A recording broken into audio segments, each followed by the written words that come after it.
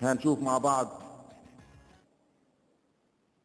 مين لو جاب لنا المخرج، يمكن الرقم بتاعه مش ظاهر من هنا. هل مالك اسحاق؟ هنشوف مع بعض.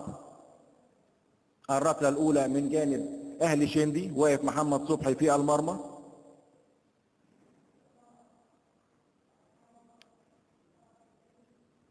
الركله الاولى من جانب فريق اهلي شندي، محمد صبحي رقم 16 محمد سيلة مدافع الفريق هو اللي هياخد الركله الاولى. محمد صبحي في المرمى ومحمد سيلة مدافع اهلي شندي. اللاعب الايفواري محمد سيلة، محمد سيلة ومحمد صبحي، محمد ومحمد سيلة داخل وبيحط بمنتهى الثقة، بيحط بمنتهى الثقة محمد سيلة يفتتح الاهداف في نسبة لركلات الترجيح. محمد سيلة لاعب اهلي شندي. نبتدي نسجل مع بعض. اذا محمد سيلة الركلة الاولى من جانب اهلي شندي. هنشوف مع بعض عمرو السلية داخل لاخذ الركلة الاولى من جانب النادي الاسماعيلي. عمرو السلية واقف عبد الرحمن الدعيع في المرمى. عمرو السلية بالتوفيق. عمرو السلية كان سجل الضربة بتاعته في لقاء اهلي في لقاء اتحاد العاصمة. عمرو السلية وعبد الرحمن الدعيع في المرمى. بالتوفيق عمرو. كان محمد صبحي كده يعني الحكم المساعد بيقول له اقف على ارض او على خط المرمى عمرو السلية، وداخل عمرو في المرمى عمرو السلية يفتتح ايضا هو الاخر التسجيل من جانب النادي الاسماعيلي. حطها محمد سيلة كويس وحطها حلو ايضا عمرو السلية في سقف الشبكة. ادي الاعادة مرة تانية في المقص الشمال، حطها حلو قوي عمرو السلية. وادي ردة فعل لاعبي النادي الاسماعيلي والجهاز الفني ايضا. حمودة بشير رقم 4 كابتن فريق اهل شندي لاخذ الركلة الثانية. هنشوف مع بعض حمودة بشير.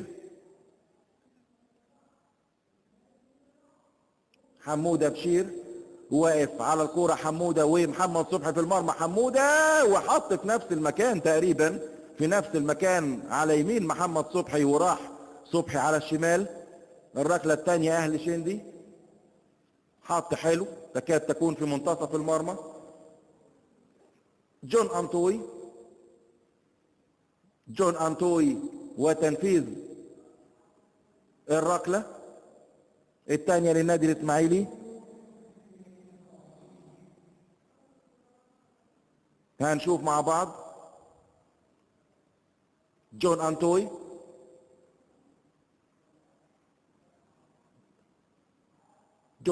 وعبد الرحمن الدعيع في المرمى.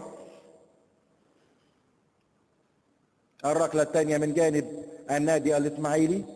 كل الركلات سجلت حتى الآن إن شاء الله. جون أنطوي وفي المرمى بالفعل جون أنطوي. الركلة الثانية للنادي الإسماعيلي. كده تعادل في الركلات المسجلة 2-2. جون أنطوي والسلية من جانب النادي الإسماعيلي. محمد سيلة وحمودة بشير من جانب أهل شندي السوداني. ادي الاعاده مره ثانيه. كان رايح والله معها عبد الرحمن الدعيع، انما الكوره كانت اسرع منه.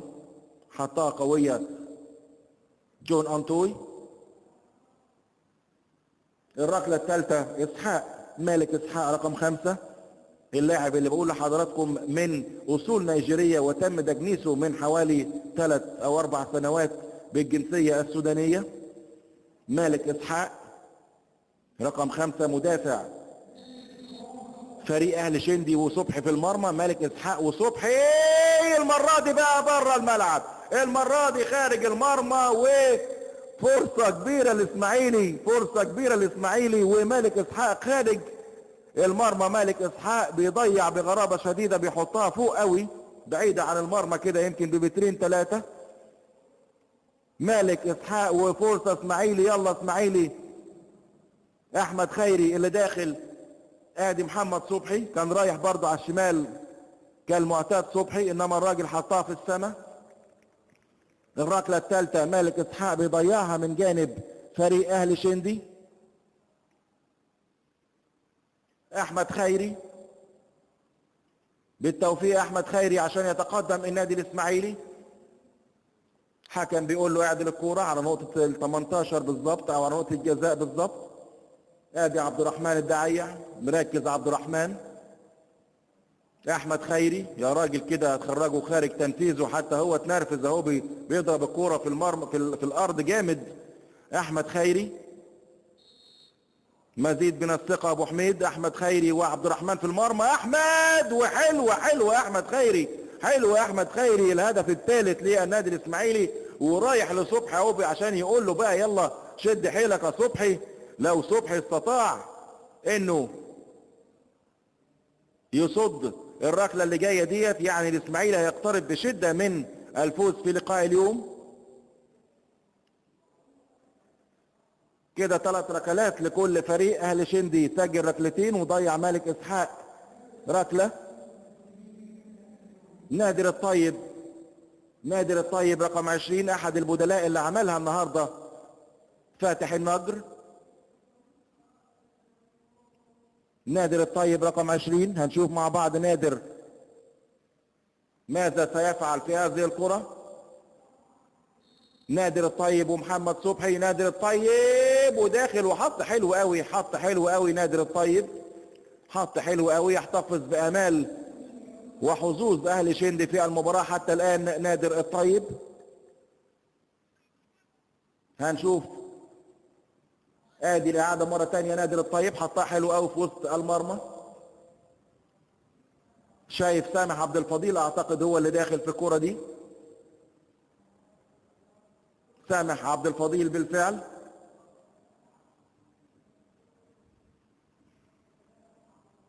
سامح عبد الفضيل مدافع النادي الاسماعيلي، مدافع انبي السابق واول موسم ليه مع النادي الاسماعيلي. سامح على تنفيذ ركلة الترجيح الرابعة من جانب النادي الاسماعيلي. لو حطها يبقى الاسماعيلي هياخد الركلة الخامسة كده بأعصاب هادية جدا. سامح عبد الفضيل حط حلوة. سامح حط حلوة. سامح عشان يحط الاسماعيلي احدى قدميه في دور ال16 الاساسي باذن الله من خلال الضربة الجاية سواء من جانب اهل شندي. لو ضيعها اهل شندي يفوز النادي الاسماعيلي، لو حط اهل شندي يتبقى الفرصة للنادي الاسماعيلي بتسجيل الركلة الخامسة والفوز باللقاء.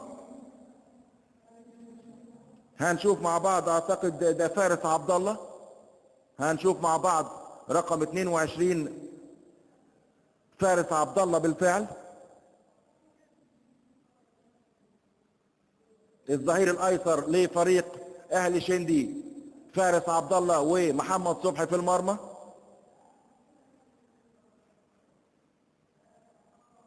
فارس عبد الله وصبحي في المرمى. هنشوف مع بعض هل يفعلها صبحي وبره الملعب وبره المرمى، وبالفعل فوز النادي الاسماعيلي وصعوده لدور ال16.